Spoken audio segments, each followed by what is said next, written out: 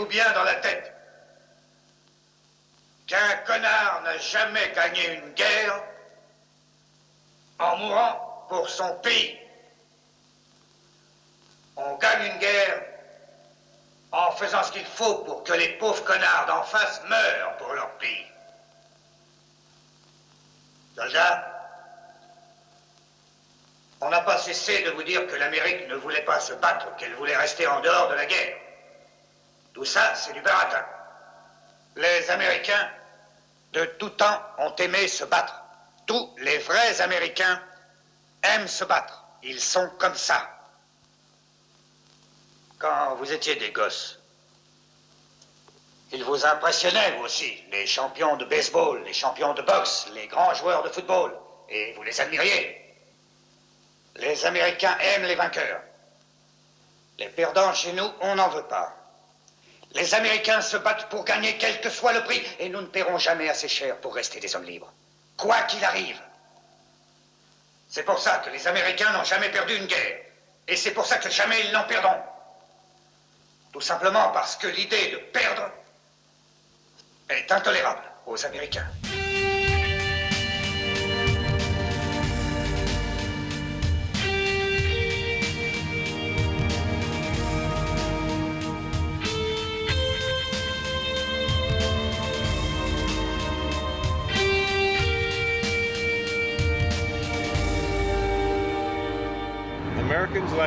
Les Américains aiment les films de guerre parce que dans les films de guerre, il y a des bons et des méchants.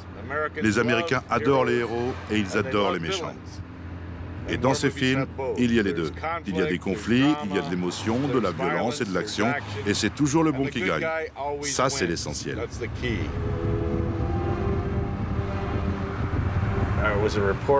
J'ai été journaliste d'investigation pour la presse professionnelle d'Hollywood pendant 20 ans. Je travaillais sur tout ce qui touchait aux relations du travail. J'ai enquêté sur le crime organisé, les discriminations contre les minorités, la chasse aux sorcières à l'époque du macartisme, des tas de choses. Le sujet m'intéressait car j'avais toujours entendu dire que les cinéastes qui souhaitaient obtenir l'aide de l'armée devaient d'abord leur soumettre leur scénario. Je me suis dit qu'il devait sûrement exister des documents là-dessus. J'ai commencé à chercher et j'ai découvert des dizaines de milliers de pages de documents. La correspondance entre l'armée et les producteurs, des notes de service rédigées par des militaires. Et comme j'adore les documents et que cette histoire ne pouvait être racontée que preuve à l'appui, ils ont fini par devenir une véritable obsession. Il faut dire que ce sont des documents vraiment étonnants. Dans les années 50, il y avait une série très populaire qui s'appelait Lassie et qui racontait les aventures d'un petit garçon et de son chien.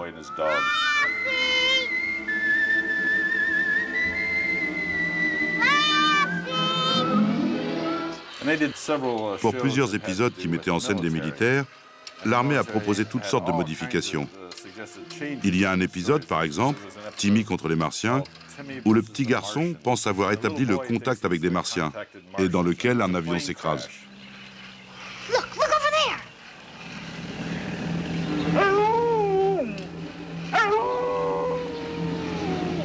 That's not a Martian ship. It's a regular plane. It's coming down. It's gonna crash.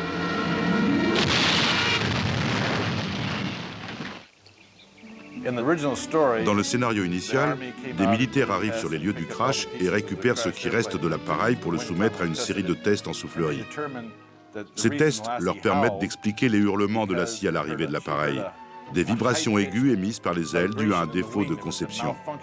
Lassie sauvait ainsi la mise aux militaires, qui, grâce à ces hurlements, déterminaient l'origine du problème et prenaient les mesures nécessaires pour éviter que d'autres accidents ne se reproduisent. Mais quand ils ont demandé l'aide de l'armée, ils voulaient simplement des images d'archives d'un avion de reconnaissance militaire. On leur a répondu « Non, nous ne vous aiderons que si vous modifiez le scénario, si vous supprimez tout ce qui remet en cause le bon fonctionnement de l'appareil. » J'ai d'ailleurs les lettres adressées par l'armée aux producteurs. Après examen du scénario de Timmy contre les Martiens, nous n'avons pas d'objection à formuler, si ce n'est que nous ne saurions trop vous recommander de modifier les circonstances du crash aérien. Et c'est toute l'histoire qu'ils ont dû modifier. L'avion s'écrasait à cause de la glace qui s'était formée sur les ailes, ce que personne n'aurait pu prévoir. Et au lieu de leur sauver la mise, la CIA se contentait des remerciements des militaires pour les avoir aidés à retrouver l'avion. Ils ne veulent pas que les enfants s'imaginent que l'armée puisse fabriquer du matériel défectueux, car les enfants sont la première cible des campagnes de recrutement. Ils veulent que les enfants aiment l'armée, qu'ils aiment les militaires et tout ce qui a trait à l'armée, pour qu'à l'âge adulte, ils décident de s'engager. Ces documents foisonnent d'exemples comme celui-ci, où l'armée s'efforce de recruter parmi les enfants d'aujourd'hui les soldats de demain. Et les enfants et tous ceux qui voient ces films ne se rendent pas compte que l'armée s'en sert comme de films publicitaires, d'instruments de propagande véhiculant un message subliminal. Tout ce que les enfants retiennent, c'est que l'armée c'est bien, qu'elle vous offre une chance de bien démarrer dans la vie.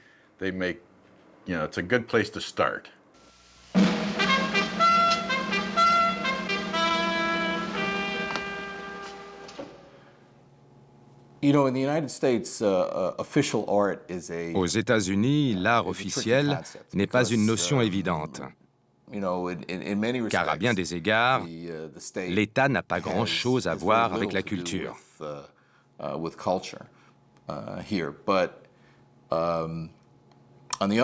Pourtant, il y a des films qui, pour une raison ou une autre, ont besoin de l'appui du gouvernement.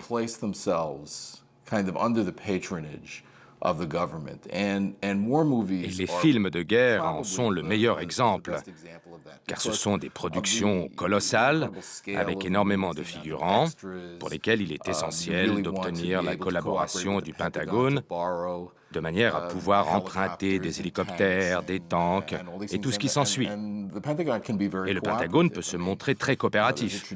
La collaboration entre Hollywood et le ministère de la Défense ne date pas d'hier.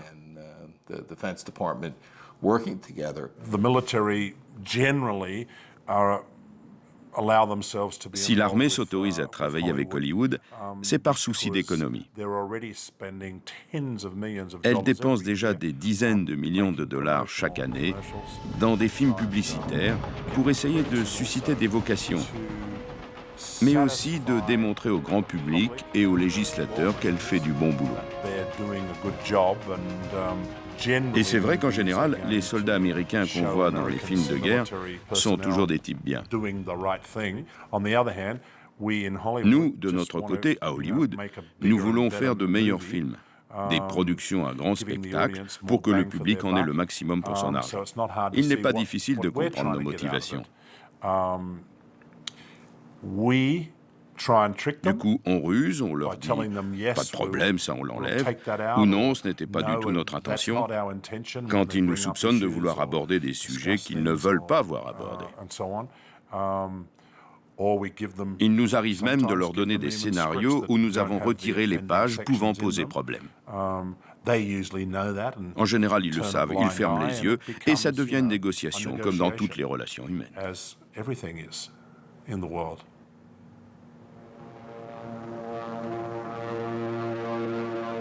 L'immense majorité des habitants de la planète n'a jamais vécu la guerre. Et si certains en ont connu les horreurs, ils n'ont pas pour autant fait l'expérience du combat. C'est principalement à travers le cinéma que nous nous représentons la guerre, et d'abord à travers les films américains. Hollywood n'a jamais cessé de représenter la guerre, sur toutes ses formes, à toutes les échelles, sur tous les fronts. Les guerres passées, les guerres possibles et les guerres futures.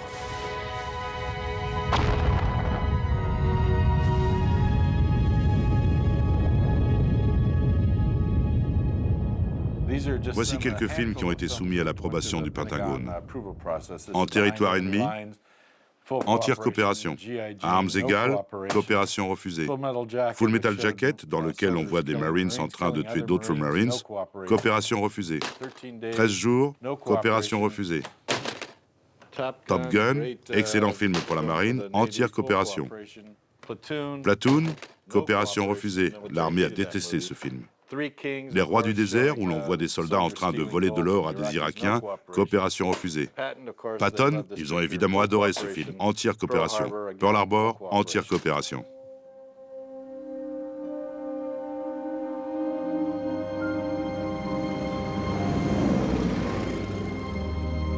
How long is America going to pretend the world is not at war?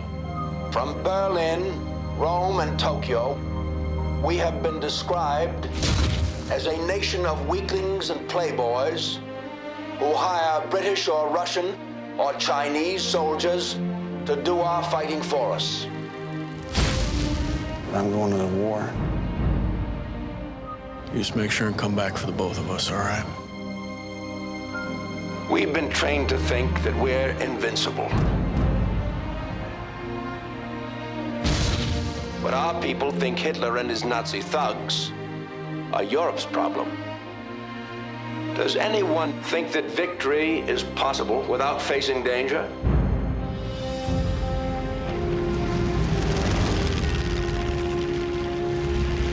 December 7th, 1941. A date which will live in infamy.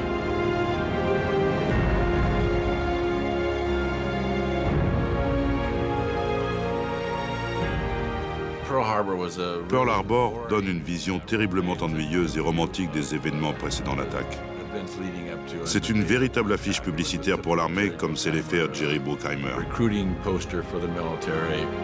We are at war.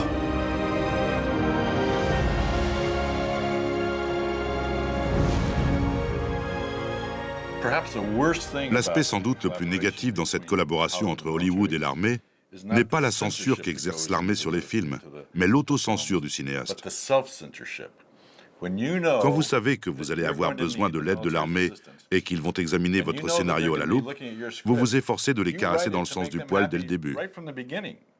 Vous évitez tout sujet à controverse, tout ce qui a priori va poser problème et qu'ils vont vous demander d'enlever.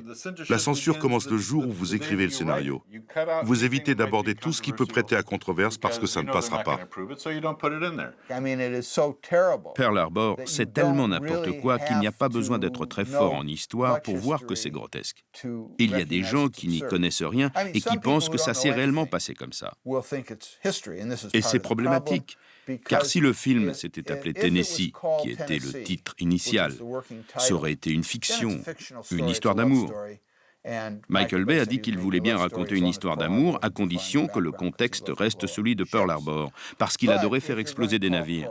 Mais si vous l'appelez Pearl Harbor, vous suggérez automatiquement que c'est un film sur Pearl Harbor. Vers la fin des années 20, le ministère de la Défense des États-Unis ouvre un bureau avec l'intention d'établir un pont entre l'industrie du cinéma et les forces armées.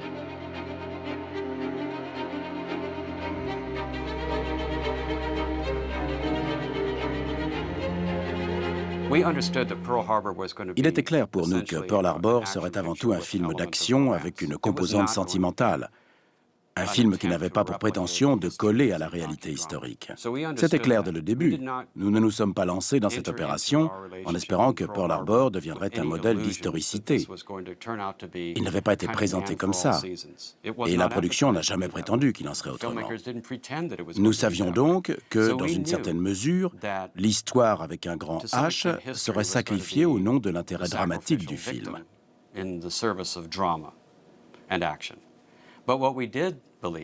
Ce dont nous étions persuadés, en revanche, et qui s'est d'ailleurs vérifié par la suite, c'est que ce film éveillerait ou ferait renaître l'intérêt des Américains pour cette période et pour les derniers survivants de cette génération. Et nous avons d'ailleurs été très heureux de constater au moment de la sortie du film, et bien après, l'énorme intérêt qu'il avait suscité auprès du public. Les gens se sont nettement plus intéressés à Pearl Harbor, aux survivants et aux combattants qu'à l'époque du 50e anniversaire de l'attaque japonaise. Nous disposons même de statistiques puisque Disney avait chargé une société de comptabiliser les références médiatiques faites à cet événement, qui étaient 3 fois plus nombreuses au moment de la sortie du film qu'à l'époque du 50e anniversaire de Pearl Harbor.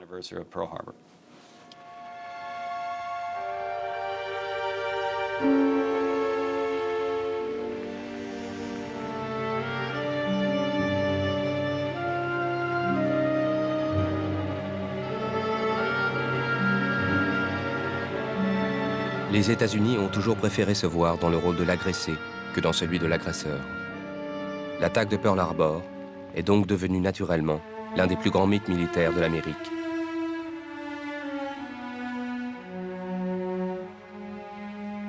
Faire un film même 60 ans plus tard, était devenue une évidence.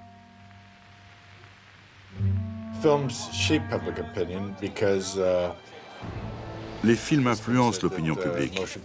On dit que le cinéma et la télévision sont les médias les plus puissants au monde. Et quand le média le plus puissant du monde et l'armée la plus puissante du monde s'associent, collaborent, et je dirais même s'entendent pour donner aux Américains une image positive de l'armée, cela se traduit par des ventes.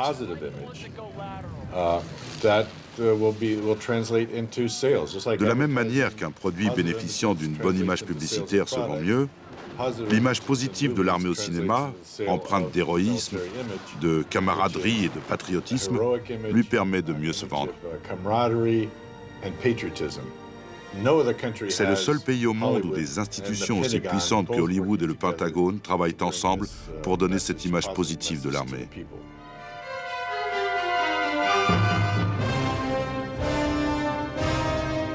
Dès la naissance du cinéma, les forces armées américaines comprennent l'importance d'encourager la production de films de guerre et de combat.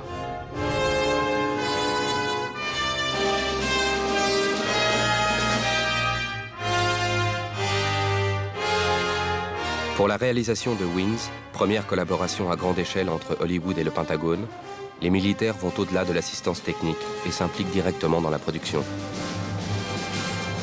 Entre la Première et la Seconde Guerre mondiale, les productions américaines font déjà l'éloge de la bravoure de leurs soldats et donnent de leur armée une image d'invincibilité. L'armée, évidemment, savait qu'elle allait devoir entrer en guerre. L'industrie du cinéma a produit des films antifascistes, mais elle s'est aussi très vite rendue compte de l'intérêt qu'elle pouvait tirer du prestige de l'armée et de ses avions. Elle a donc réalisé plusieurs films sur les préparatifs de guerre.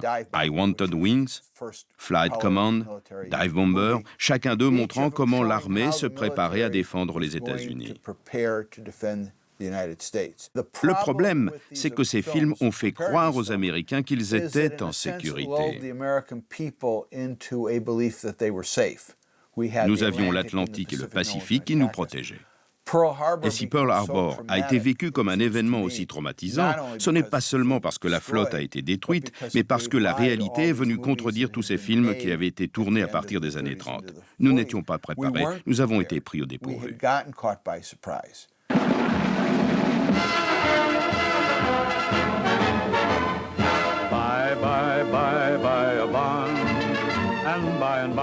À partir de 1941, l'industrie du cinéma va participer activement à l'effort de guerre.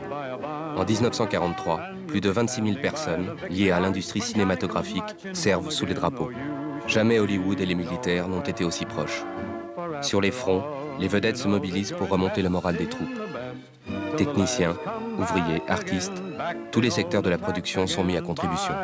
Bye, bye. This is no time to say you've done enough. This is the time to really do your stuff. And even if you can't be a soldier in the ranks, you can be the guy to help supply the guns. L'armée, de son côté, fait appel aux vétérans d'Hollywood pour filmer le conflit. John Ford couvre le front du Pacifique, William Wyler et John Sturges la guerre aérienne en Europe, et George Stevens le débarquement.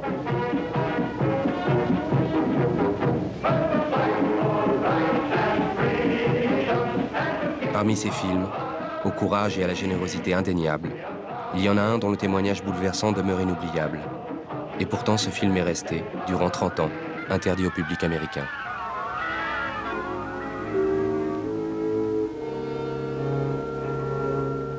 The guns are quiet now. The papers of peace have been signed. And the oceans of the earth are filled with ships coming home. In faraway places, men dreamed of this moment. But for some men, the moment is very different from the dream.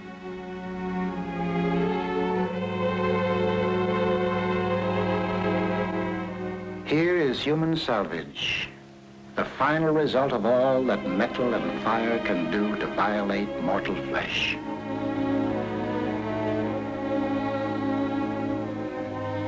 Some wear the badges of their pain, the crutches, the bandages, the splints. Others show no outward signs, yet they too are wounded.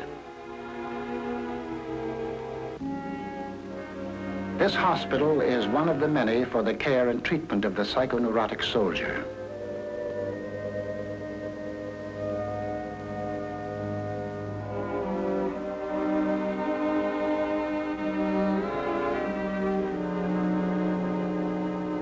The psychiatrists listen to the stories of the men who tell them as best they can. The names and places are different. The circumstances are different. But through all the stories runs one thread, death and the fear of death.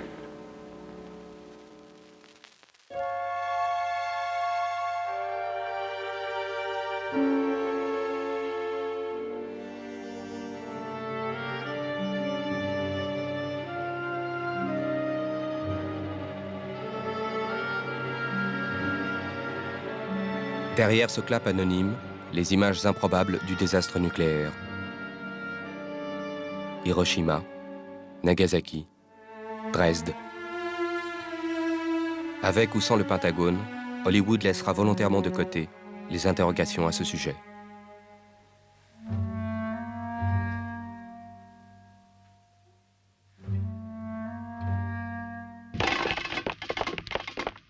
Dans les années 50, en pleine guerre froide, une nouvelle génération de cinéastes va proposer une vision critique du film de guerre. Certains d'entre eux seront la cible du macartisme. There's no justification for his continued existence unless we learn from him how to help others. Care for him as gently as if he knew what you were doing and would feel the pain if you did it badly. Attending personnel will remember that good medical care forbids emotional involvement with the patient. Avoid such involvement by remembering that it is impossible for a decerebrated individual to experience pain, pleasure, memory, dreams, or thought of any kind. It follows, therefore, that this young man will be as unfeeling, as unthinking as the dead until the day he joins them.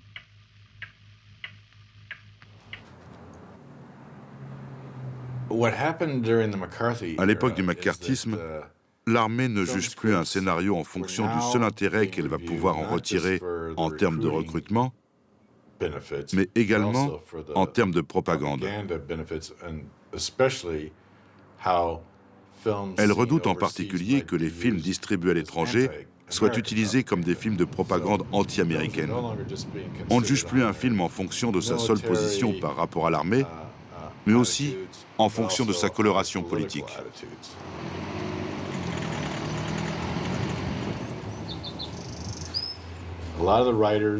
Un grand nombre de scénaristes, réalisateurs et comédiens étaient membres du Parti communiste dans les années 30, 40 et ce jusqu'aux années 50. Et à partir de la chasse aux sorcières, Hollywood a cessé de donner du travail à la plupart d'entre eux. Survivant de cette époque, Bernie Gordon a signé de nombreux scénarios, dont celui de Hellcats of the Navy. Vous avez écrit le scénario de Hellcats of the Navy, le seul film où Ronald et Nancy Reagan ont joué ensemble. Ma plus grande fierté. Voici la vidéo du film. Vous n'étiez pas autorisé à travailler à l'époque. C'est vrai. Au générique, vous apparaissez sous le nom de Raymond Marcus. Oui.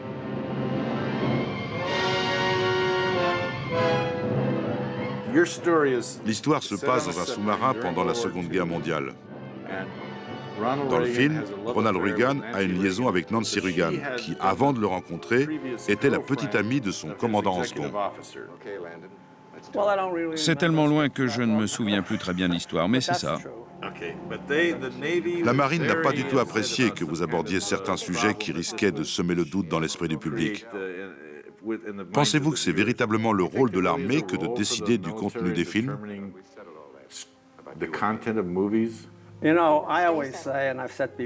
J'ai toujours dit que les navires n'appartenaient pas à la marine, que les tanks n'appartenaient pas à l'armée de terre, que les avions n'appartenaient pas à l'armée de l'air. Tout ça appartient au peuple américain et devrait être mis à la disposition de toutes les sociétés de production qui en ont besoin.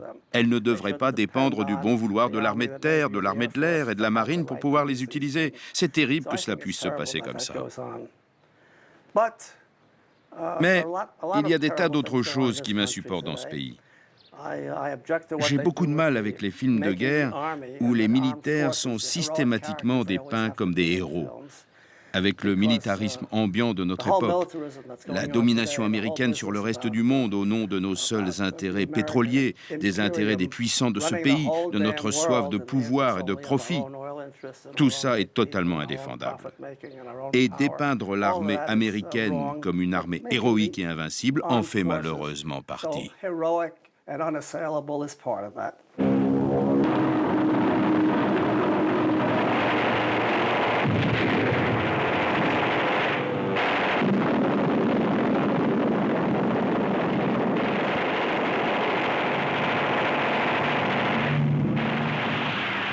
Au cours des années 60, Hollywood continuera de célébrer les faits d'armes et l'héroïsme de l'armée américaine lors de la Seconde Guerre mondiale, la guerre juste par excellence. Le jour le plus long est un film phare de cette époque et représente un sommet dans l'histoire de la collaboration entre Hollywood et le Pentagone. L'un et l'autre n'atteindront plus jamais un tel niveau de complicité.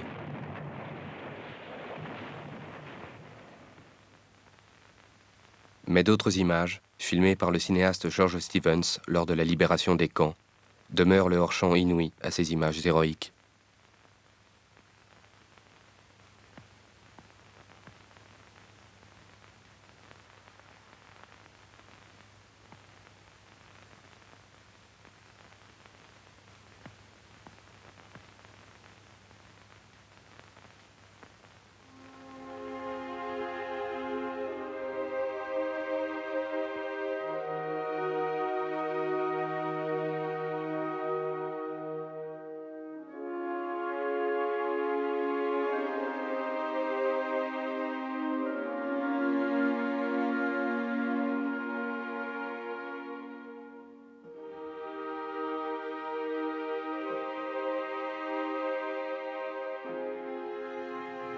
There's one thing that you men will be able to say when you get back home, and you may thank God for it. 30 years from now, when you're sitting around your fireside with your grandson on your knee, and he asks you, what did you do in the Great World War II? You won't have to say, well, I shoveled shit in Louisiana. All right, now you sons of bitches, you know how I feel. Oh. I will be proud to lead you wonderful guys into battle anytime, anywhere. That's all.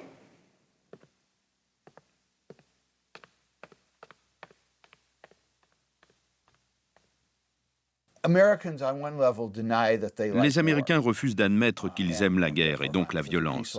Ils se voient comme un peuple pacifique. Pourtant, les États-Unis sont nés dans la violence, au moment de la Révolution américaine. Il y a eu ensuite la guerre de sécession. Son expansion s'est faite dans la violence. Et au cours des deux guerres mondiales, les États-Unis ont fait du monde une démocratie plus sûre en ayant recours une fois encore à la violence.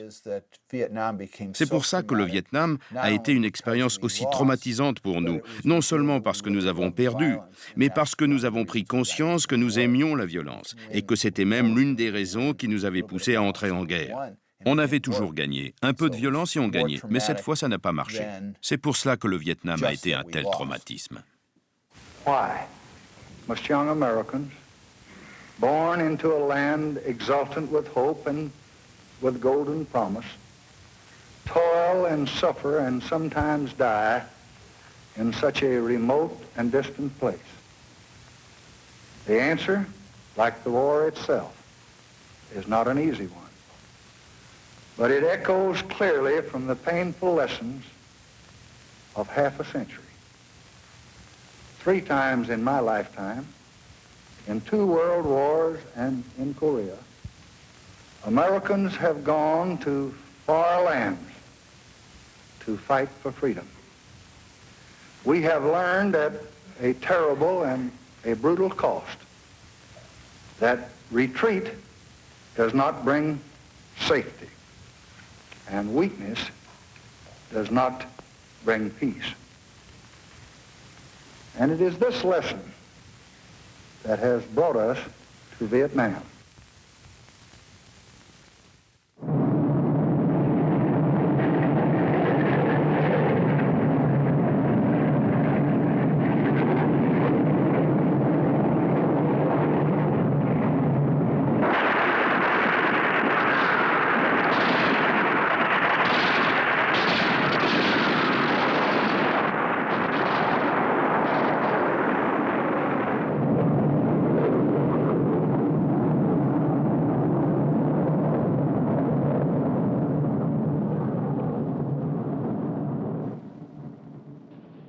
I am Hoang Thi Le from Quang Tri Province in South Vietnam. I have 2 normal children. Hoang Thi Ho is my 3rd child. When I was 2 months pregnant, I was hit directly with chemical defoliation spray. I came to the north, and my daughter was born here. She's mongoloid. The back of her head is flat. Her hands are deformed. She has 3 toes that are too long and 6 toes on her left foot. She cannot stand or walk or talk. When she cries, she chokes because her tear ducts run back down her nose into her throat instead of out onto her eyes.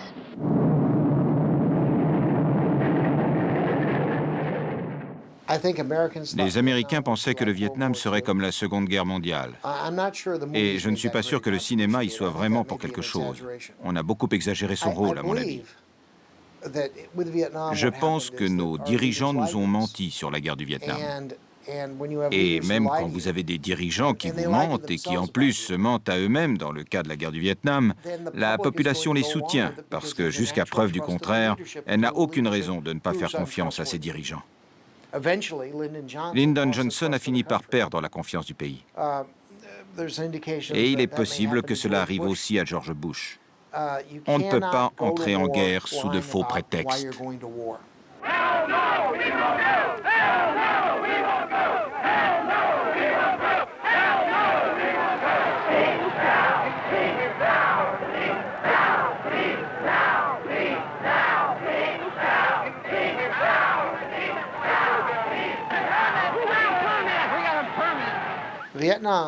La guerre du Vietnam a marqué un tournant dans notre histoire. Et elle continue aujourd'hui de diviser le pays. Cette rupture se reflète dans le système politique actuel, mais aussi dans les films. Il y a la version John Wayne de la guerre du Vietnam avec des films aussi ridicules que Les Bérets Verts. Et il y a la version Oliver Stone qui, avec un film comme Entre ciel et terre, par exemple, montre vraiment les conséquences de cette guerre sur les États-Unis. Il y a encore des gens dans ce pays qui pensent qu'on aurait pu gagner la guerre du Vietnam. Les gens aujourd'hui en place à Washington, le président des États-Unis, ses conseillers, Dick Cheney, tous ces gens-là pensent qu'on aurait pu gagner cette guerre. Et ça ne leur pose aucun problème qu'on ait pu mentir aux Américains pour pouvoir gagner cette guerre. C'est cette vision des choses qu'on essaie aujourd'hui de faire passer à Hollywood pour qu'on fasse des films qui montrent les États-Unis sous un jour favorable. Des films qui veulent faire croire aux Américains qu'il est tout à fait normal que des jeunes gens et des femmes aillent se faire tuer au combat.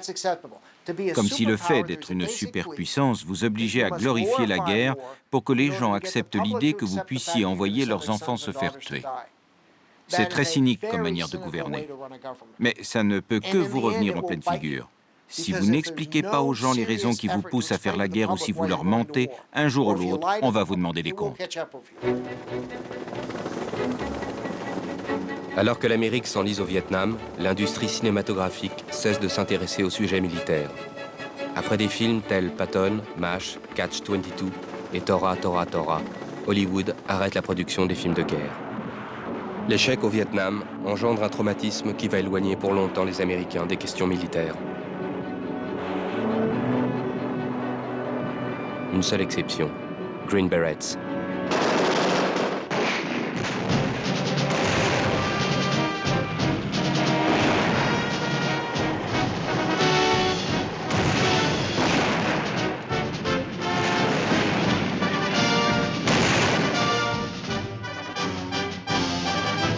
Fighting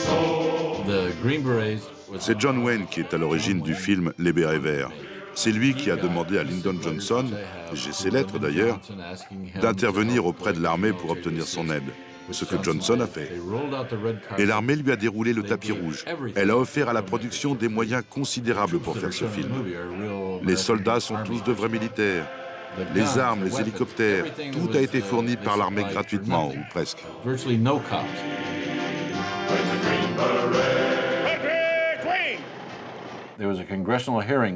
Le sujet a d'ailleurs été abordé à Washington par un membre du Congrès particulièrement courageux qui s'opposait à ce que l'argent des contribuables subventionne un film pro-guerre.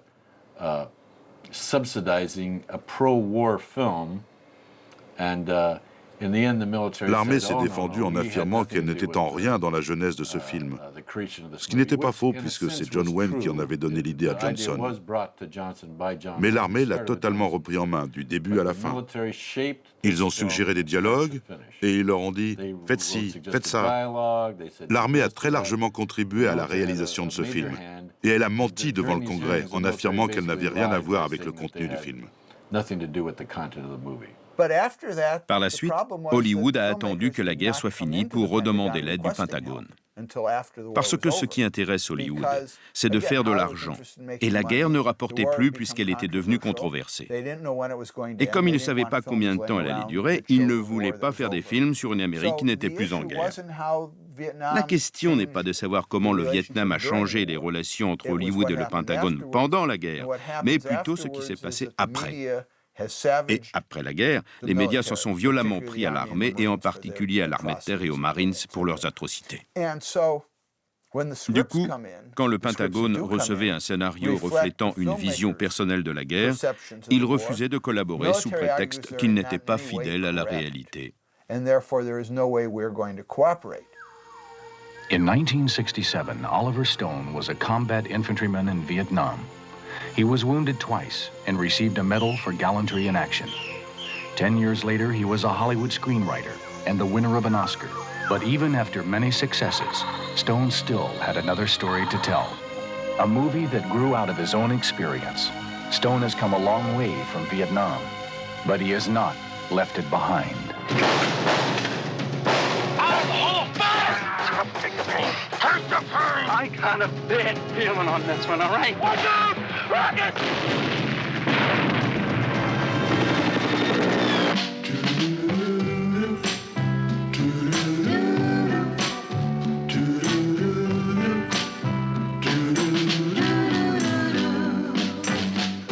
People say I'm the life of the party 'cause I tell a joke or two.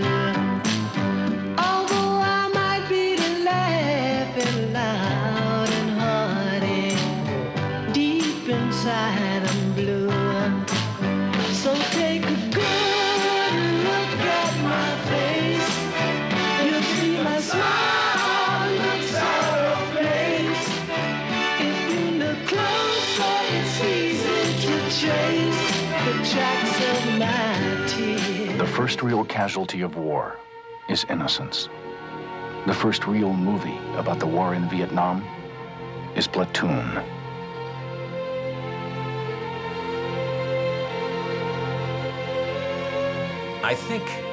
Je pense, sans que ce soit voulu au départ, que Platoon est devenu un véritable phénomène sociologique. Je ne sais pas si cela tient juste au fait que la société américaine était alors prête à une réconciliation entre les vétérans du Vietnam et le reste des Américains, qui, pour la plupart, les dénigraient, ou que le film était tellement génial que les gens sont sortis de leurs réserves et qu'il a permis de faire fondre la glace. Mais ce n'est pas le plus important. Ce qui compte, c'est que l'histoire que nous avons racontée dans Platoon a permis de créer un lien entre les vétérans du Vietnam et leurs familles qui ne savaient rien de ce qu'ils avaient vécu. Et même les gens qui, ici, étaient contre la guerre. Le capitaine Dale Dye est le plus réputé des conseillers militaires d'Hollywood. C'est à lui que l'on doit la crédibilité des scènes de combat, ainsi que la précision et le réalisme du jeu des acteurs dans tous les grands films de guerre contemporains. Vétéran de la guerre du Vietnam, il est devenu le plus proche collaborateur d'Oliver Stone. Je ne pense pas qu'Oliver se montre particulièrement critique envers la société américaine. En revanche, il a assez peu de respect pour le processus politique américain ou ce qu'il est devenu. Mais je pense que Oliver est un Américain fidèle à sa patrie, qui croit dans son pays et qui pense que même si ce n'est pas le paradis, c'est encore ce qui se fait de mieux aujourd'hui. En tout cas, sa carrière est intimement liée à l'histoire de ce pays.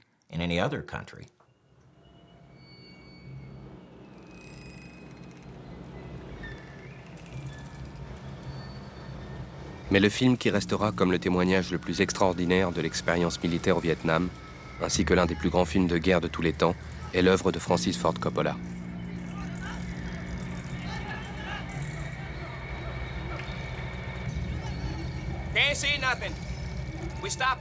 Inspiré du roman de Joseph Conrad, Au cœur des ténèbres, Apocalypse Now narre le voyage d'un officier américain qui a pour mission de remonter le Mékong pour exécuter un colonel devenu hors la loi.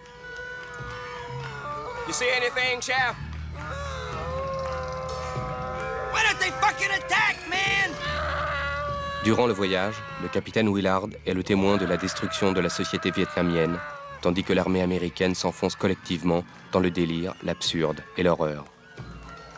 Cette expérience va lui révéler les raisons de l'échec américain.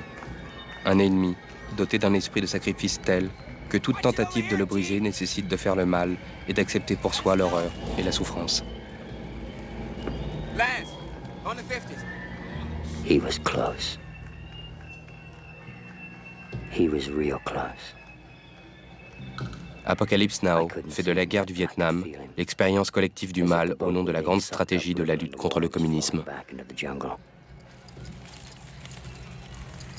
Whatever was going to happen, it wasn't going to be the way they call it back in the train.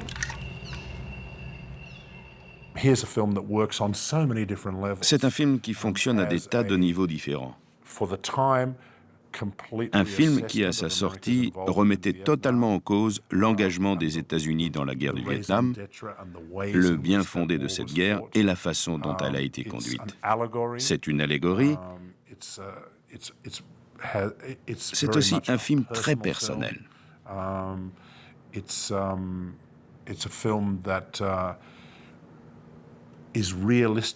C'est un film très réaliste dans sa façon de présenter le caractère totalement vain de la guerre.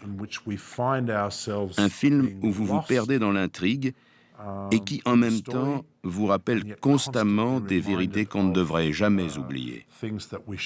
À quel point la guerre est un enfer, une folie qu'il faut éviter à tout prix. C'est le film de guerre par excellence. Si vous voulez classer les films sur lesquels nous n'avons pas travaillé, je vois deux catégories. D'abord, le film qui décrit une situation totalement impossible, comme Apocalypse Now, où un officier reçoit pour mission d'exécuter un autre officier. Ou encore USS Alabama, qui raconte l'histoire d'une mutinerie à bord d'un sous-marin nucléaire. Dans ce genre de film, c'est pas très intéressant de faire remarquer que les médailles ne sont pas les bonnes ou que les coupes de cheveux ne sont pas réglementaires. Il suffit de pas grand-chose pour créer une situation impossible. Parfois, ça tient juste à un mot. Dans le film Apocalypse Now, c'était le mot « exécuter ». Il était hors de question pour l'armée de participer à un film dans lequel un officier avait pour mission d'exécuter un autre officier. Francis Coppola aurait pu accepter, mais en acceptant de changer ce mot, il aurait été obligé de changer toute l'histoire. Que serait devenue alors la mission? Heureusement, il a refusé.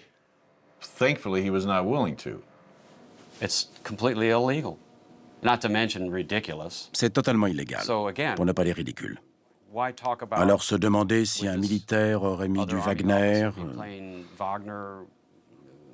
Je ne vois pas l'intérêt d'entrer dans les détails d'une autre scène alors qu'il y a un profond désaccord qui nous sépare et sur lequel personne ne veut céder. Phil Strub est là pour soutenir la politique du gouvernement, du commandant en chef, du président des États-Unis, et faire en sorte de donner une image des forces armées américaines conforme à la réalité. Son rôle est de soutenir leur mission, non pas de faire le contraire de ce qu'on attend de lui. Un bon film est un film qui montre que la guerre n'est pas la bonne solution. Tous les films qui ont reçu l'aide de l'armée affirment le contraire. Tous les films auxquels elle a collaboré sont pires que ceux auxquels elle n'a pas apporté son soutien. Si on compare tous les films auxquels l'armée a refusé son aide et ceux auxquels elle a participé, c'est le jour et la nuit. Les films sont meilleurs quand l'armée n'y participe pas parce qu'il n'y a pas de censure qui vous dicte quoi écrire, parce qu'ils reflètent le point de vue d'un auteur et non celui de l'armée.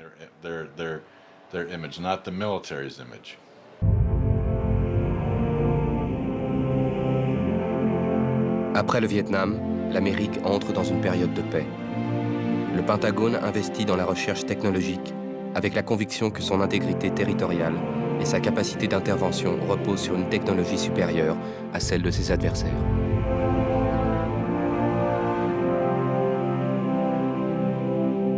Dix ans après leur divorce, Hollywood commence à proposer au Pentagone l'image technologique qu'il cherche à promouvoir.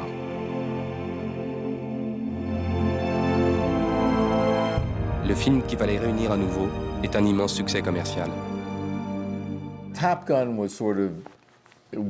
Top Gun, c'est une débauche d'images de guerre dans ce qu'elles peuvent avoir de plus plaisant. Un corps d'élite composé de jeunes et beaux soldats, d'une grande compétence sur le plan technologique,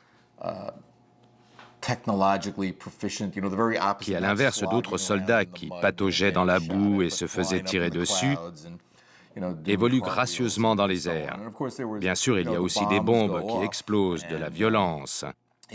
Mais le tout est enrobé de rock'n'roll qui fait de Top Gun un film particulièrement agréable.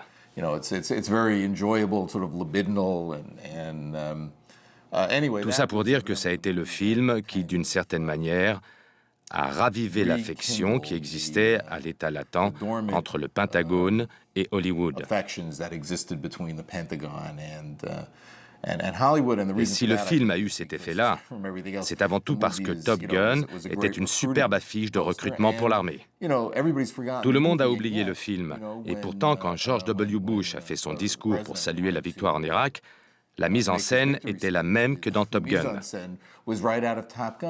Tous les Américains s'en sont rendus compte, et le plus intéressant, c'est que c'est passé comme une lettre à la poste. Tout le monde s'en fichait. L'heure était au triomphalisme, c'est ce qu'ils avaient retenu du film.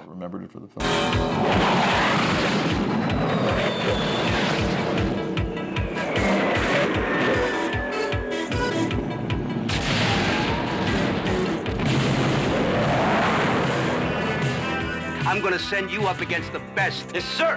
You two characters are going to Top Gun. I feel the need for speed. 5 weeks, you're going to fly against the best fighter pilots in the world. You guys really are cowboys. I'm an instructor at this school. I see 20 new hot shots every 8 weeks. I don't like you because you're unsafe. That's right.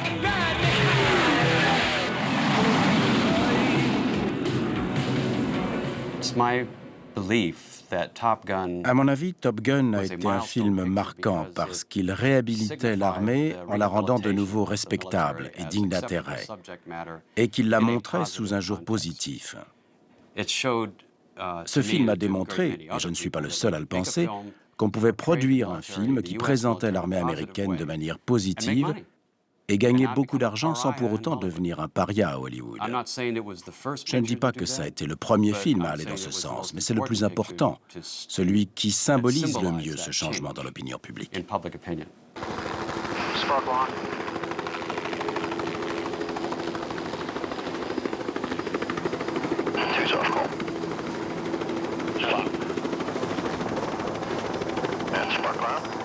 Après une dizaine d'années de doutes et d'interrogations, l'Amérique peut se refaire une virginité et commencer à envisager l'avenir, y compris en termes d'action militaire hors de ses frontières. Quand la guerre du Golfe éclate 3 ans plus tard, le public américain conserve à l'esprit les images de Top Gun et ne doute pas de la victoire. Ce fut une guerre ultra sophistiquée, ultra technologique. Ayant tiré les leçons du Vietnam, l'armée américaine va tout mettre en œuvre pour contrôler les images. Désormais, on ne montrera plus la mort, on ne verra plus la souffrance. Comme dans un jeu vidéo, les images des guerres contemporaines deviendront propres.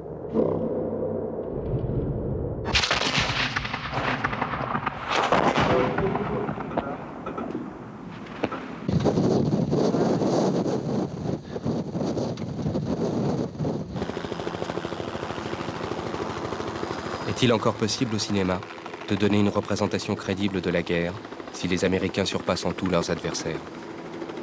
Le spectacle d'une supériorité écrasante a pour conséquence d'éteindre toute tension dramatique. C'est sans doute pour cette raison qu'aucun film sur la guerre du Golfe n'est sorti des studios hollywoodiens. Dans les années 90, après la chute du mur de Berlin, la tendance est au scénario qui imagine des ennemis se faufilant à travers des failles technologiques afin d'exploiter les vulnérabilités du système militaire américain. Ces films annoncent une nouvelle ère, celle de la guerre asymétrique. Il y a une dizaine d'années, c'était évident que le prochain grand conflit opposerait des groupes armés dissidents à l'ennemi fantasmatique d'une grande partie du monde, les États-Unis.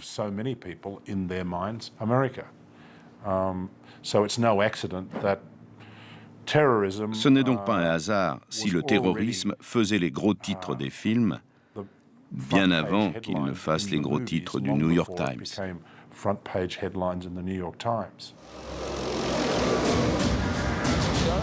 It's Agent Hubbard, FBI. And what I propose is that you let these people go, and I'll take their place. I'm going to take your silence to mean that you're considering my offer. Oh. Oh, God. London, Belfast, Beirut. We're not the first city to have to deal with terrorism. This is New York City. We can take it. It's interesting in that quand vous imaginez un mélodrame, vous avez besoin d'un antagoniste. Un antagoniste qui a d'ailleurs pris toutes sortes de visages différents au fil du temps. Je n'ai pas eu à faire preuve de beaucoup d'imagination pour me rendre compte de ce qui se passait en Europe, de la montée des intégrismes, et pour m'apercevoir qu'il y avait des tas d'endroits dans le monde qui se trouvaient déjà confrontés aux problèmes que j'abordais. Ce n'est pas comme si j'avais inventé cette problématique de toutes pièces. Elle existait déjà. Ce qui était nouveau, en revanche, c'était la sensibilité de la communauté arabe américaine. Une sensibilité que le film devait prendre en compte. They're attacking our way of life. The president wants it stopped, and there's only one way to do that. Are you saying the president is prepared to take the necessary steps? Today, with the invocation of the War Powers Act by the President, I am declaring a state of martial law in this city. We intend to seal off this borough, and we intend to squeeze it. Do you have any idea what you're starting here? It's wrong. What if what they really want is for us to herd children in the stadiums like we're doing? And put soldiers on the street and have Americans looking over their shoulders? Bend the law, shred the Constitution just a little bit. We do that, and everything that we have bled and fought and died for is over.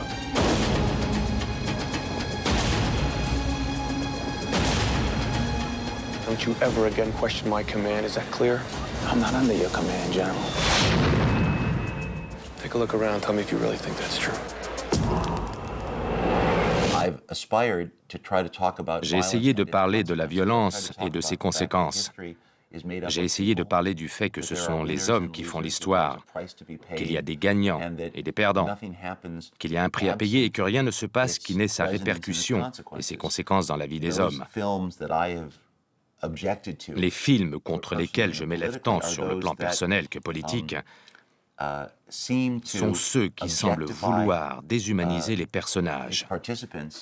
et exploiter la violence et la guerre pour faire croire qu'elle peut exister sans contexte politique et sans conséquences sur le plan humain. Le Pentagone a, sans surprise, refusé de collaborer au film Couvre-feu d'Edward Zwick. Tout ce qui a trait à l'éthique militaire, au comportement des soldats et des officiers, en temps de paix comme en temps de guerre, fait l'objet d'une attention particulière de la part des officiers de liaison, qui examinent les scénarios proposés par les studios. Les sujets et les thèmes qui mobilisent l'attention des militaires sont très nombreux, et les critères qui motivent un refus sont aussi abondants qu'évolutifs.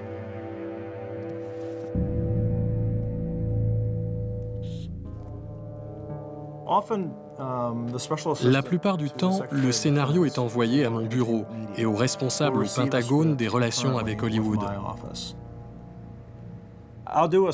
Je commence par une lecture rapide du scénario pour me faire une idée du sujet et voir à quel moment du film le thème de l'armée apparaît pour la première fois. Et je le note. Ensuite, je relis le scénario avec un œil un peu plus critique. Je me demande comment un vrai soldat réagirait dans une situation identique. Je regarde comment ce soldat s'exprime, comment il est perçu par les civils. J'essaie de dégager l'esprit du film. J'avance pas à pas jusqu'à ce que je vienne à bout du scénario, qui à la fin ressemble à un scénario comme celui-ci, plein d'annotations. Quand nous examinons un scénario, nous essayons de réduire au minimum tout ce qui peut porter atteinte à l'image de l'armée. Mon rôle n'est pas de discréditer les forces armées dans la mesure où je crois en l'armée. Je ne ferais pas ce métier sinon. Et c'est pareil pour mes collègues. Si on choisit l'armée, c'est que forcément on adhère à l'esprit militaire. Et si ce n'est plus le cas, on s'en va. Nous sommes tous d'avis que l'armée est une institution qui travaille à l'amélioration des États-Unis. Alors évidemment, tout film allant à l'encontre de ce principe fondamental ne peut que nous poser problème. Pour ce qui est des méfaits commis au sein de l'armée, il serait évidemment malhonnête de notre part de prétendre qu'il n'y en a pas. Tout ce que nous demandons, c'est qu'ils ne soient pas dépeints comme des actes nihilistes. Qu'on ne dise pas que l'armée les tolère et qu'ils sont monnaie courante. L'armée prend des mesures pour y remédier. Si les producteurs de Hollywood se servent de l'armée, s'ils compromettent leur intégrité artistique pour qu'un scénario reçoive l'approbation de l'armée, c'est parce que ça leur permet de faire des économies. Ce qui intéresse Hollywood, c'est le résultat financier. Et s'ils le font, c'est qu'ils y trouvent leur compte. L'idée que l'armée, de son côté, utilise le cinéma comme outil de recrutement soulève des questions autrement plus graves. Car si c'est le cas, elle aurait intérêt à faire une analyse des coûts et des bénéfices. Je suis persuadé que ça reviendrait moins cher aux forces armées de s'adresser directement à une agence de pub plutôt que de se servir de Hollywood pour recruter. Les contribuables, eux, n'ont pas donné leur accord pour qu'on dépense leur argent de cette façon. J'ai même entendu des militaires dire « Pourquoi est-ce qu'on s'embête à lire les scénarios? Ils n'ont qu'à nous signer un chèque et on travaille avec eux. » Mais c'est loin d'être l'avis de tout le monde. L'opinion la plus répandue, c'est que notre collaboration a un prix, un droit de regard sur les scénarios qu'on nous propose. Et si les cinéastes ont l'impression qu'ils n'arriveront pas à trouver un compromis avec nous, et ça arrive très souvent, à ce moment-là, on décide de ne pas travailler ensemble. Ils sont entièrement libres de faire le film qu'ils veulent. Il y a une multitude de films qui ont été faits sans notre aide. Je me demande combien de soldats sur les 600 Américains qui ont été tués en Irak se sont engagés parce qu'ils avaient vu un film quand ils étaient mômes et qu'ils s'étaient dit « C'est génial l'armée, je vais m'engager ». Combien sur ces 600 Américains se sont engagés à cause d'un film sans savoir que c'était l'armée elle-même qui, dans l'ombre, avait influé sur le contenu du film pour embellir la réalité? Une fois en Irak, il était trop tard. C'était loin d'être aussi glamour. Quand vous utilisez l'armée à des fins propagandistes, et le public américain est sans arrêt exposé à ce genre de film, c'est difficile de distinguer le vrai du faux. Et comme nos films sont vus dans le monde entier, Nous ne sommes pas les seuls à perdre cette sensibilité. Et quand on la perd, on a tendance à minimiser l'importance même de la vie. Quand vous perdez quelqu'un, vous vous dites « bah oui, mais c'est la guerre ». Vous vous endurcissez. C'est ce que ces films ont tendance à faire, malheureusement. Ça, c'est le scénario de Windtalkers tel qu'il a été soumis à l'armée. Page 51, le personnage du dentiste est décrit en ces termes. Penché au-dessus du cadavre d'un soldat japonais, en train de le délester de ses dents en or. Le dentiste dit « Viens voir papa ». Puis, à coups de baïonnette, le dentiste s'acharne sur la bouche du cadavre pour en extraire la pépite d'or. Aperçoit au loin Hempstead et le reste de la seconde section. Ce passage a posé un énorme problème au Pentagone. Pour eux, c'était une scène inconcevable.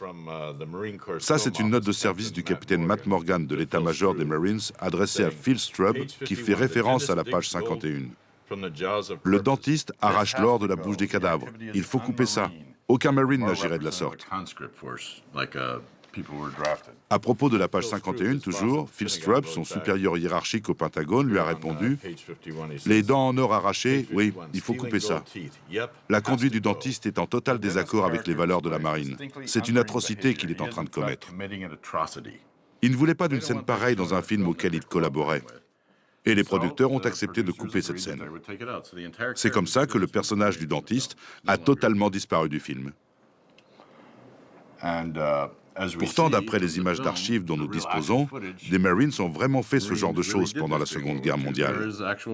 Il y a un film, par exemple, dans lequel on voit un Marine armé d'une paire de tenailles arracher les dents en or du cadavre d'un soldat japonais.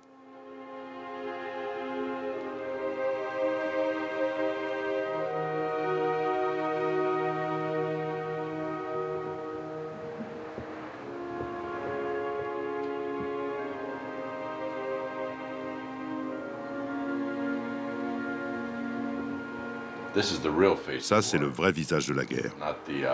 Pas la version idéalisée et héroïque à laquelle le Pentagone voudrait nous faire croire.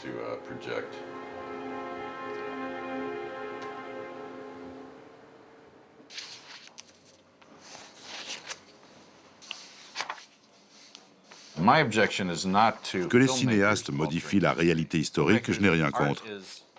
Cela fait partie de leur art que de manipuler le spectateur. Et ils ont le droit de dire ce qu'ils veulent, même si c'est entièrement faux. Là où j'ai du mal, en revanche, c'est quand l'armée décide du contenu d'une œuvre et qu'elle impose sa version de l'histoire, alors que tout le monde sait que c'est entièrement faux. L'un des meilleurs exemples dans ce domaine, c'est ce qu'ils ont essayé de faire avec le film 13 jours. Les réalisateurs essayaient vraiment de coller à la réalité historique. Ils disposaient des enregistrements de Kennedy qui avaient mis la Maison-Blanche sur écoute bien avant que Nixon ne le fasse. Et si vous allez sur le site de la bibliothèque Kennedy, vous pouvez écouter les bandes enregistrées au moment de la crise des missiles à Cuba. Mais pour l'armée, c'était trop proche de la réalité. Ils ne voulaient pas d'un film dans lequel des militaires conduisent le président tout droit à une troisième guerre mondiale. Ils voulaient une version plus édulcorée, et ils ont refusé d'aider Kevin Costner et les producteurs de 13 jours parce que le film était trop proche de la réalité historique. It's our duty, sir. Our responsibility to the American people to take out those missiles and return stability to the strategic situation. The big red dog is digging in our backyard, and we are justified in shooting him. Dans les enregistrements, on entend Curtis LeMay chuchoter à l'oreille d'un autre général ce que fait Kennedy, cette idée de blocus sur Cuba. Il n'y a pas eu pire trahison depuis Munich. Il parlait des accords pris pour apaiser Hitler. Si les généraux avaient imposé leur volonté, on serait entré en guerre. Ils voulaient que nous attaquions Cuba, que nous envahissions ce pays, et le Pentagone n'a pas voulu que ce soit montré dans le film. We find ourselves in a nuclear exchange, but if launched, those missiles from Cuba would kill a lot of Americans. The very presence of those missiles gives the Soviets first strike capability. Those missiles make a nuclear exchange more likely. And that is why I'm being such a pain in the ass about destroying them and destroying them immediately. Hell, even Mac agrees. And, sir, given your own statements about Cuba, I think a blockade or a bunch of political talk will be considered by a lot of our friends and neutrals as a pretty weak response. I suspect that many of our own citizens might feel the same way. You're in a pretty bad fix, Mr. President. What did you say? You're in a pretty bad fix. So maybe you haven't noticed you're in it with me. Now, General, what are the Soviets going to do when we attack? Nothing. Nothing? Nothing. Because the only alternative open to them is one they can't choose. You know, they're not just missiles we're going to be destroying, General. If we kill Soviet soldiers, they're going to respond. I mean, how would we respond? If they killed ours, no, they're going to do something, General. I can promise you that. Those goddamn Kennedys are going to destroy this country if we don't do something about this.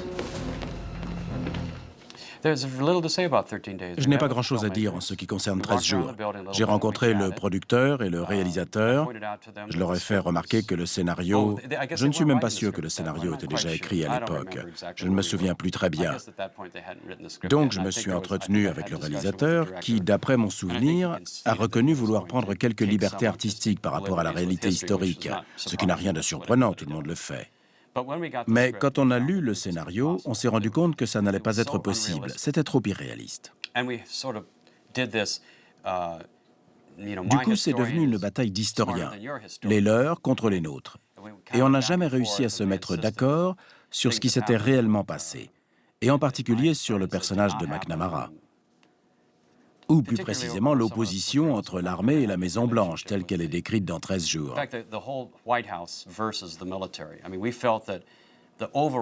On aurait dit que le propos du film était de réduire l'armée à une présence malveillante pour permettre aux Kennedy de mieux briller par contraste.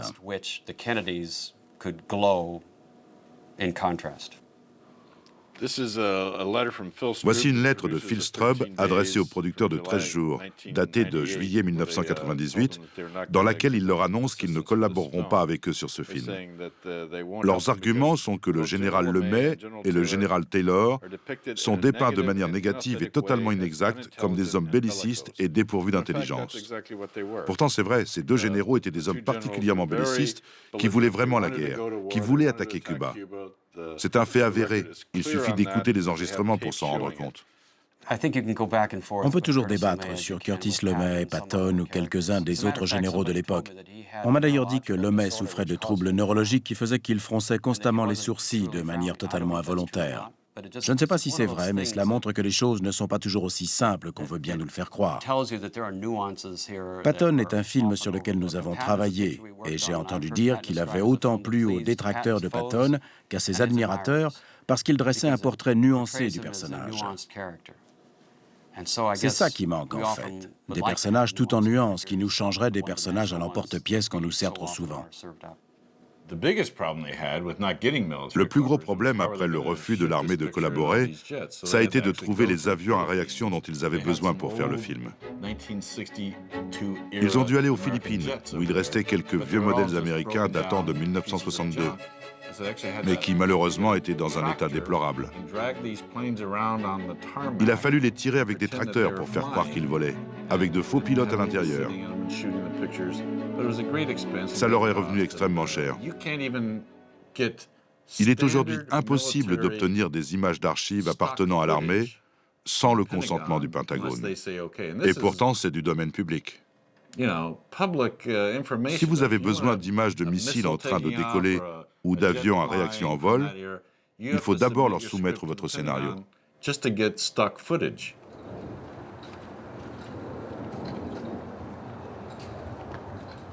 Les États-Unis ont posé le premier amendement de la Constitution comme l'un des principes clés de la démocratie américaine.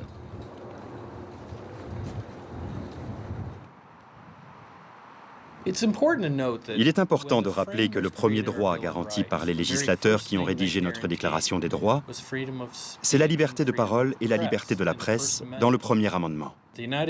Aucun autre pays ne protège la liberté de parole comme le font les États-Unis. Nous avons des défauts, mais s'il est une chose dont nous pouvons être fiers, c'est du premier amendement. Et les tribunaux ont toujours eu une attitude très protectrice envers le premier amendement. Le problème de l'armée est un problème de méthode, dans le sens qu'elle aimerait décider du contenu du message. Mais elle sait qu'elle ne peut pas le faire directement. S'ils s'en prennent à un réalisateur qui montre une image négative de l'armée, les tribunaux leur donneront immédiatement tort. Et comme ils ne peuvent pas utiliser le bâton, ils utilisent la carotte. Ils disent, si vous travaillez avec nous, si vous acceptez de modifier votre film, ce sont des millions de dollars que vous économiserez.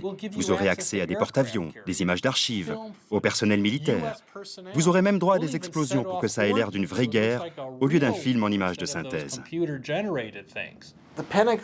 Le Pentagone me fait penser à un grand requin blanc.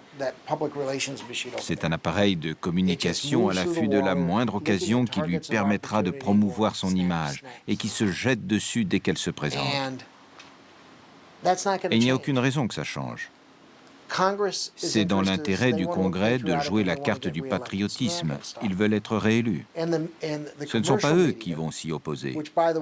Et les grands groupes qui rachètent et absorbent des studios de cinéma, des chaînes de télévision et des maisons d'édition se montrent d'autant moins critiques qu'ils tirent eux aussi profit de la situation.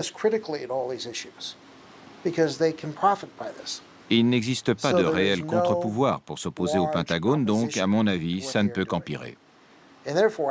Si j'avais un conseil à donner aux spectateurs qui regardent ces films, ce serait de prendre conscience que ce sont des films de propagande gouvernementale. Les Américains sont-ils favorables à ce que nous collaborions à ces films? Je ne sais pas. Il n'y a jamais eu aucune étude là-dessus. Ce que je peux vous dire, en tout cas, c'est que les élus n'y sont certainement pas opposés puisque nous n'avons jamais essayé de taire cette collaboration. Nous ne le crions pas non plus sur les toits. Nous ne cherchons pas particulièrement à nous mettre en avant. Le monde des affaires publiques tient à rester derrière la caméra et non devant. Nous n'avons en tout cas aucune réticence à travailler avec l'industrie du cinéma. Nous n'avons pas honte de cette relation. Et les élus ne s'en sont d'ailleurs jamais plaints. Ils ne nous ont jamais demandé d'y changer quoi que ce soit. Il nous arrive juste de recevoir une lettre de temps en temps nous demandant pourquoi le Pentagone a choisi de collaborer à tel film ou téléfilm, des films sur lesquels nous n'avons même pas travaillé la plupart du temps. Le problème, c'est que l'armée dispose du matériel comme si c'était le sien. Ce matériel n'appartient pas à l'armée, il appartient au peuple américain. Maintenant, s'ils veulent aider les studios en leur prêtant ce matériel, il faut qu'ils le fassent indépendamment du contenu du scénario. Sinon, on laisse à une poignée d'individus le droit de modeler la culture populaire américaine.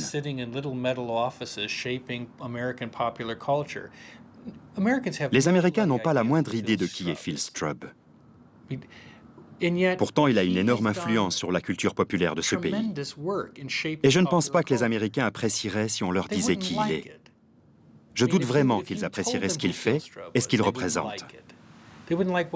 Et c'est justement là que le bas blesse. Personne ne leur dit. Tout comme n'importe quel cinéaste a le droit à la liberté d'expression, le public américain a lui aussi le droit d'entendre des opinions librement exprimées. Et si on refuse à un cinéaste le droit de faire un film en le privant de l'aide dont il a besoin pour le faire, le public est lui aussi pénalisé. Le cinéaste se voit refuser le droit à la liberté d'expression, mais le public, lui, se voit refuser le droit d'entendre des opinions librement exprimées.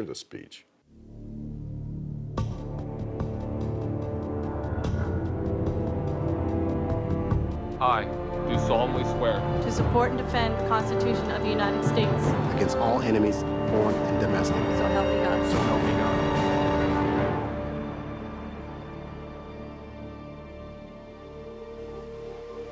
I was once told by a commanding officer, it's not a question of if we go to combat, it's a question of when. And you have to ask yourself, will you be prepared? Hollywood n'ayant pas réalisé de film sur l'Irak, ni même sur l'Afghanistan, les militaires vont en prendre l'initiative. À partir du 11 septembre 2001, leur approche de l'image va changer de manière radicale.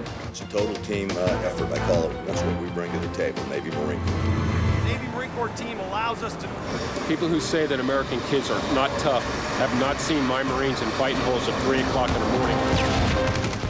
Le résultat sera ce genre de documentaire court, fabriqué dans une esthétique très hollywoodienne et destiné à être diffusé dans les salles de cinéma, comme les bandes d'actualité d'antan.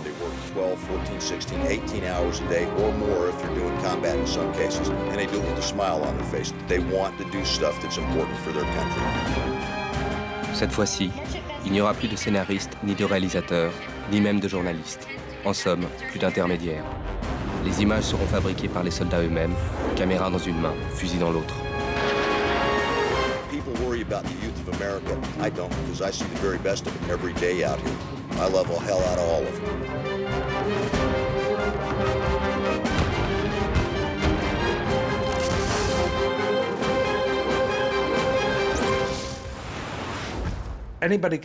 Tout le monde peut prendre une caméra vidéo et filmer.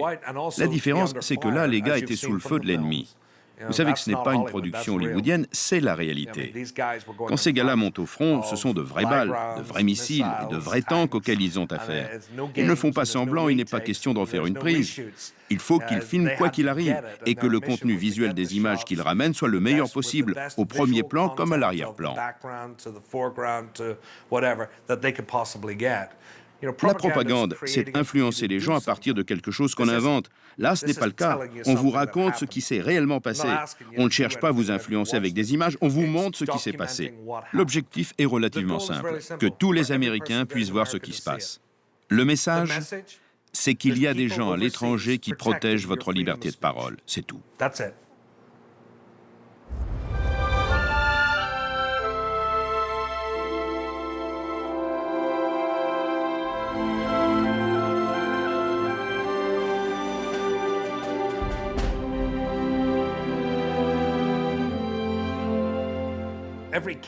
Tous les cadreurs que j'ai envoyés sur le terrain se sont vus offrir un abri, de l'eau, de la nourriture, de l'amour.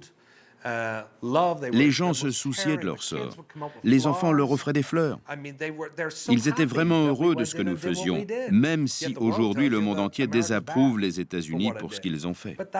Pourtant, nous défendions le droit à la liberté de parole. C'est ce que nous sommes partis faire là-bas. Et j'ai pu voir les choses de plus près grâce à mes 20 cadreurs qui ont tous filmé la réalité d'un point de vue différent. L'intérêt de Enduring Freedom, c'est que c'est un documentaire produit par l'armée. Et la notion d'objectivité à laquelle on pourrait s'attendre de la part d'un documentaire n'a pas vraiment sa place dans ce genre de production. Ils ne veulent pas d'un point de vue objectif. Ce qui les intéresse, c'est le point de vue de l'armée. Il y a d'ailleurs un parallèle intéressant à faire avec les journalistes embarqués. C'est un peu la même chose.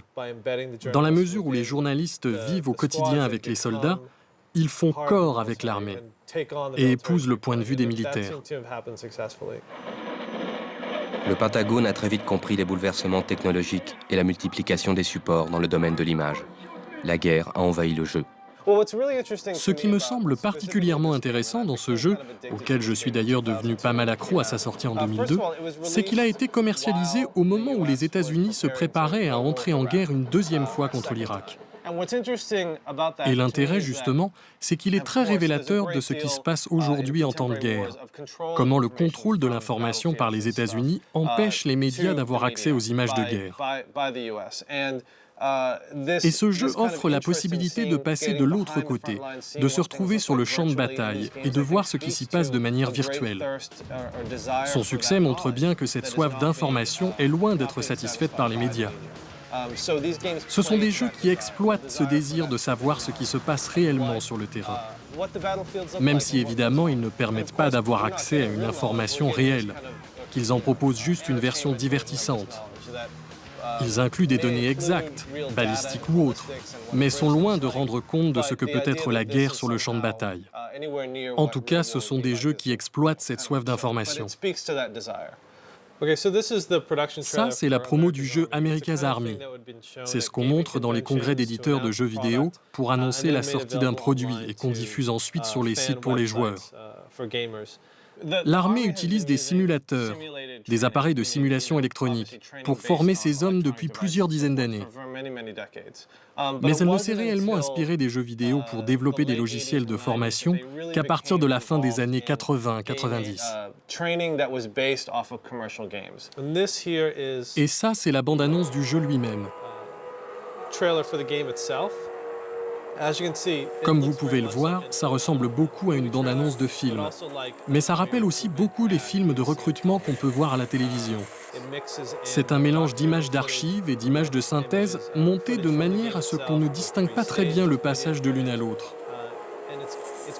Ce que l'armée cherche à mettre en avant dans les jeux vidéo qu'elle produit, c'est la possibilité qu'elle offre à ceux qui s'engagent d'avoir accès aux technologies de pointe.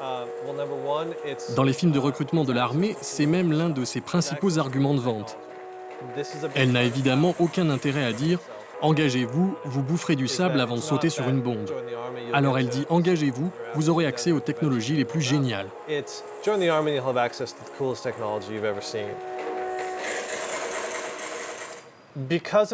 À cause de l'influence des jeux vidéo, et depuis la guerre du Golfe, dire que la guerre n'est pas un jeu vidéo ou que la guerre ne ressemble pas à un jeu vidéo est devenu un cliché.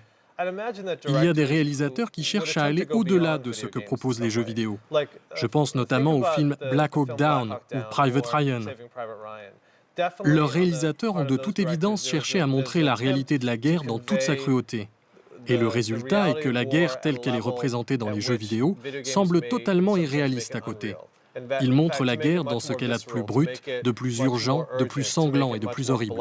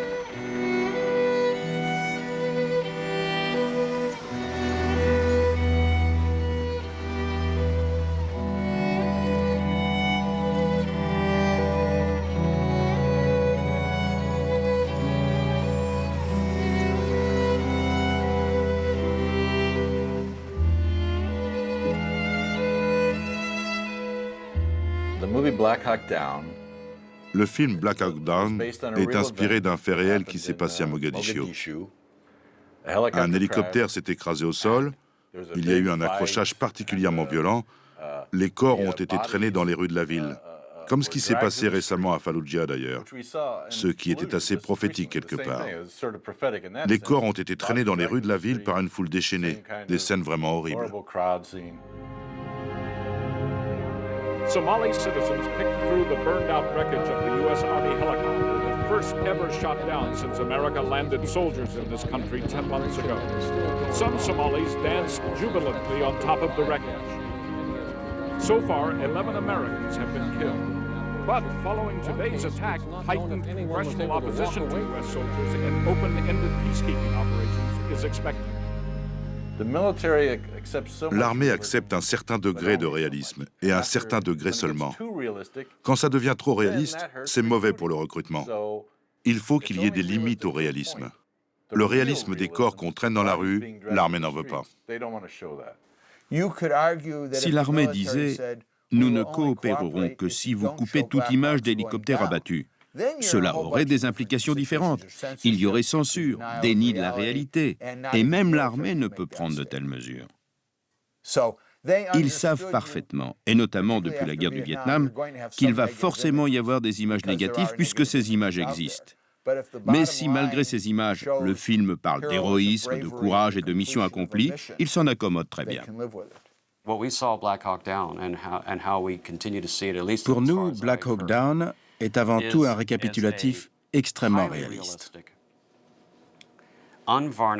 sans aucun artifice, de ce qui s'est réellement passé, et non pas un film sur la capture ratée de Mohammed Aidid, comme la presse l'a souvent présenté. J'admets que d'un point de vue purement tactique, le film peut paraître relativement obscur pour la plupart des spectateurs. Pourtant, l'opération a été un succès à ce niveau-là. Maintenant que d'un point de vue politique, notre présence en Somalie ait été discutable, comme l'a peut-être été le retrait rapide de nos troupes, comme à Beyrouth d'ailleurs, ce n'est pas à moi d'en débattre, mais aux historiens. De notre point de vue, c'est avant tout un film sur l'extraordinaire capacité de ces soldats, placés dans des conditions extrêmes, à persévérer avec talent et avec courage. Pour nous, c'est ça l'histoire du film. Depuis le 11 septembre, les États-Unis se voient contraints à une nouvelle forme de réalisme. Ils se rendent compte que même si leurs ennemis sont des fanatiques, ce sont aussi des gens qui sont persuadés d'avoir raison.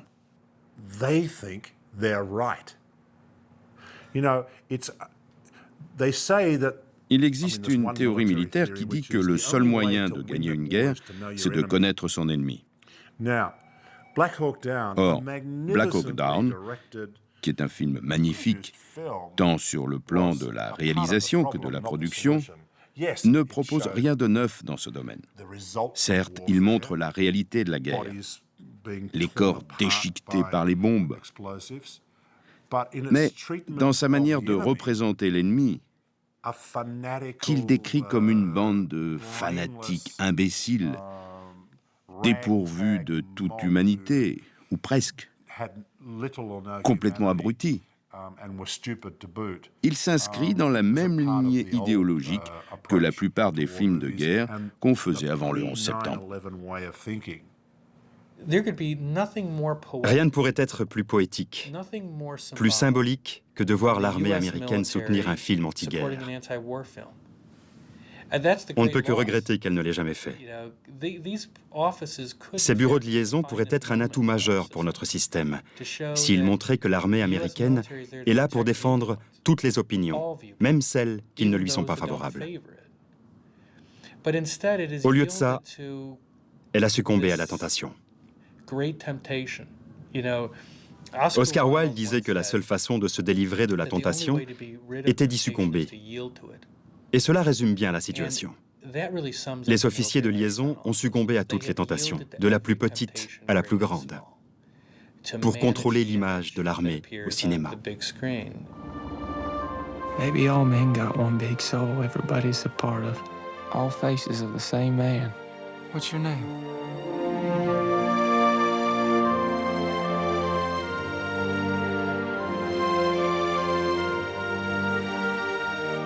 What difference you think you can make, one single man, in all this madness?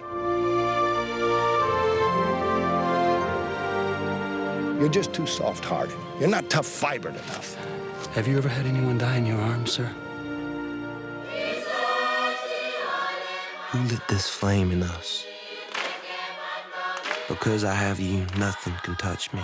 No hurt, no grief, not even death.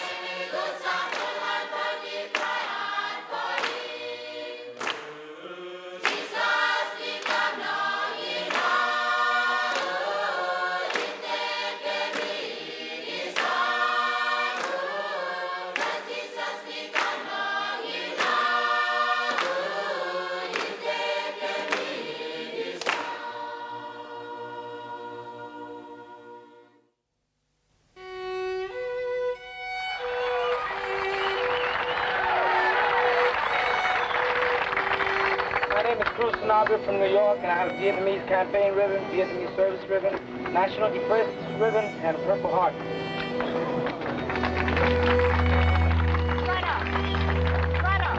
Andrew Bobachek from New York. I have a Vietnamese ribbon for the Bronze Star. My name is John Morrow, and here's a bunch of bullshit. More bullshit!